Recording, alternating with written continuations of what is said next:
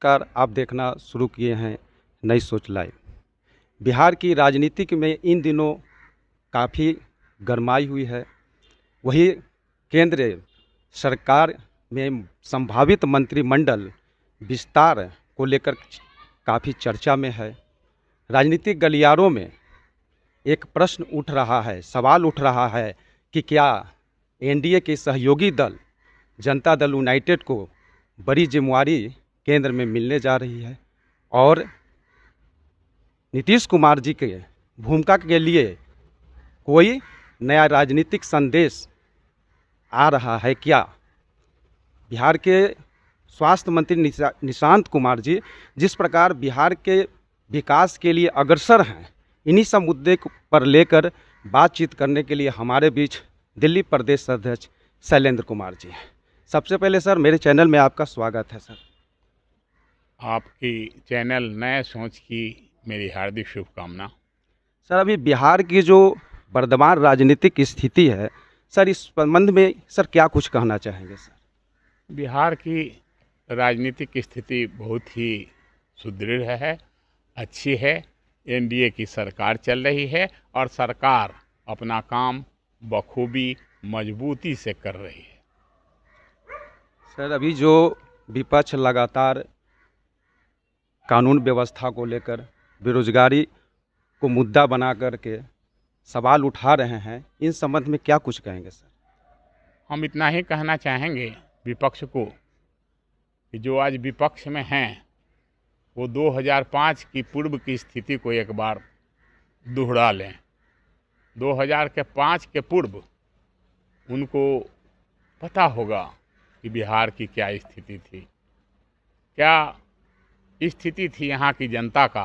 6 बजे के बाद लोग घरों से नहीं निकलते थे, लोग एक गांव से दूसरे गांव नहीं जाते थे, लॉ एंड ऑर्डर नाम की कहीं कोई चीज़ नहीं थी। 2005 के बाद जैसे ही माननीय मुख्यमंत्री जी ने पदभार संभाला, उसके बाद लगातार लॉ एंड ऑर्डर की स्थिति सुधरती चली गई और आज देश के अच्छे राज्यों में जहां लॉ एंड ऑर्डर की स्थिति बहुत अच्छी है, उन राज्यों में बिहार एक राज्य है और डे टू डे एनडीए की सरकार में लॉ एंड ऑर्डर विधि व्यवस्था सुधरती जा रही है। सर, क्या आप मान रहे हैं कि नीतीश कुमार का जो नेतृत्व है आज के राजनीति के परिवेश में एक मजबूत चेहरा है?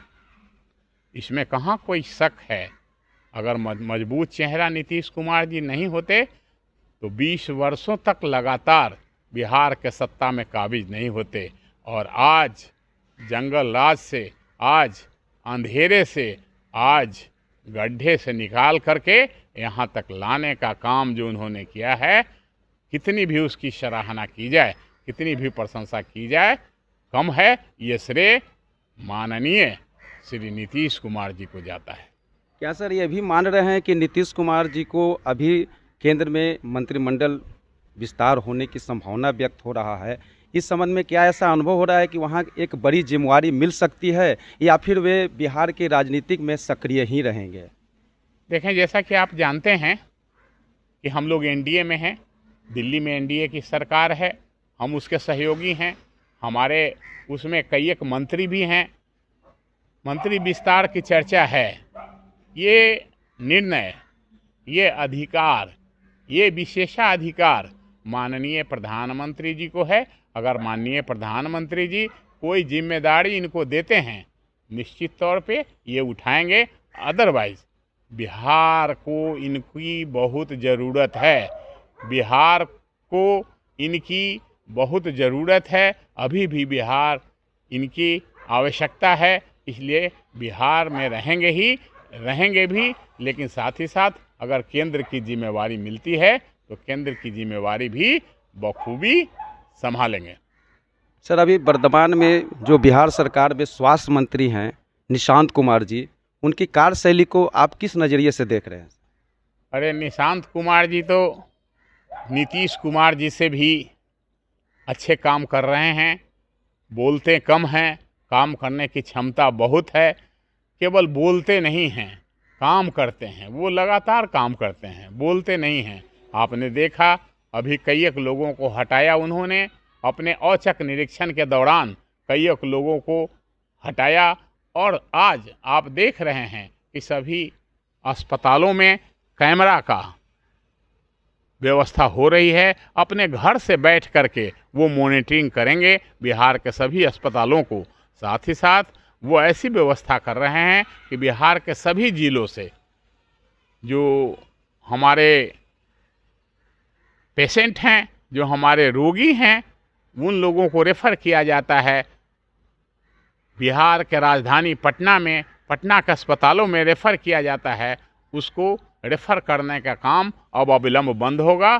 सभी जिला मुख्यालयों में अस्पताल की ऐसी सुदृढ़ व्यवस्था होगी कि सभी चिकित्सा, सभी बीमारियों का इलाज जिला मुख्यालय में ही अब संभव हो जाएगा। इसलिए निशांत कुमार जी आने वाले बिहार के गांधी हैं। सर, क्या निशांत कुमार जी जो स्वास्थ्य मंत्री हैं, उनकी कार्यशैली मुख्यमंत्री नीतीश कुमार के विकास मॉडल के अनुरूप हैं? निश्चित तौर पे अपने समय का बहुत बड़ा विकास मॉडल था माननीय हमारे शिल्पकार माननीय मुख्यमंत्री जी, लेकिन उससे भी विस्तृत और उससे भी विकसित और उससे भी बिल्कुल ही नए तरीके से सृजित ये निशांत जी का है और काफ़ी विकसित तरीके से, काफ़ी विकसित तरीके से, विकास के तरीके से उनका काम करने का तरीका है। प्रदेश काफ़ी उनके नेतृत्व में आगे जाएगा और हम जैसे लोग, सभी लोग चाहते हैं कि बिहार का नेतृत्व श्री निशांत कुमार जी को दिया जाए। सर, इन दिनों जो है पुनपुन क्षेत्र से एक प्रश्न उठ रहा है, सवाल आ रही है कि पुनपुन जो है आज के डेट में एक धरोहर क्षेत्र बन गया है, विकसित क्षेत्र बन गया है, पर्यटक स्थल बन रहा है, परंतु वहाँ पे सैटेलाइट सिटी का निर्माण किया जा रहा है। पुनपुन की जनता का कहना है कि वहाँ हम ऑलरेडी पहले से पूर्ण रूप से विकसित है। जो विकसित क्षेत्र को और विकसित न कर करके जहाँ पे अविकसित है वहाँ पे विकसित करने की मांग बार बार वहाँ के किसान कर रहे हैं। सर, इस संबंध में क्या कुछ कहेंगे सर? जहाँ तक मेरा व्यक्तिगत विचार है, सरकार का विचार जो भी हो, मैं उस पर कुछ नहीं कहने जा रहा। मेरा व्यक्तिगत विचार ये है कि पुनपुन इतिहास का एक धरोहर है। पुनपुन हमारे पितृपक्ष में वहाँ लाखों श्रद्धालु आते हैं, पुनपुन में स्नान करते हैं और पितरों के लिए पितृदान करते हैं। ऐसी स्थिति में एक विकसित जगह को, एक हिस्टोरिकल जगह को, एक सांस्कृतिक जगह को, एक धरोहर को मेरे समझ से उसी रूप में, हिस्टोरिकल जगह में, ऐतिहासिक जगह के तौर पर पुनपुन का विकास करना ज़्यादा बेहतर है बनिस्बत की ये टाउन बनाने का। टाउन बनाने के बजाय टाउन थोड़ा सा और आगे बढ़ा दिया जाए, जहाँ के क्षेत्र अभी विकसित नहीं हैं, अविकसित हैं, रोडों का अभाव है, बिजली पानी का अभाव है, वहाँ संसाधन का अभाव है, किसानों को सिंचाई व्यवस्था नहीं है, किसान अभी भी वहाँ खुशहाल नहीं है। उन जगहों को अगर ये मॉडल टाउन के रूप में विकसित किया जाता तो ज़्यादा बेहतर होता और बिहार का बेहतर से बेहतर विकास हो पाता। आप सुन रहे थे जिस प्रकार से उन्होंने केंद्र सरकार के संबंध में भी विस्तृत रूप से शैलेंद्र कुमार जी ने बताएं, और उनका लगातार ये भी जो भी किसान लगातार विरोध कर रहे हैं टाउनशिप को लेकर के, पुनपुन को क्षेत्र के बारे में भी इन्होंने कहा कि पुनपुन पूर्ण रूप से विकसित है। अगर सरकार विकसित ही करना चाहते हैं तो जहाँ पे क्षेत्र अविकसित है। चलिए आगे हमारे चैनल के साथ बने रहिए। ये सब देखने के लिए हमारे साथ चैनल के साथ बने रहें। नमस्कार।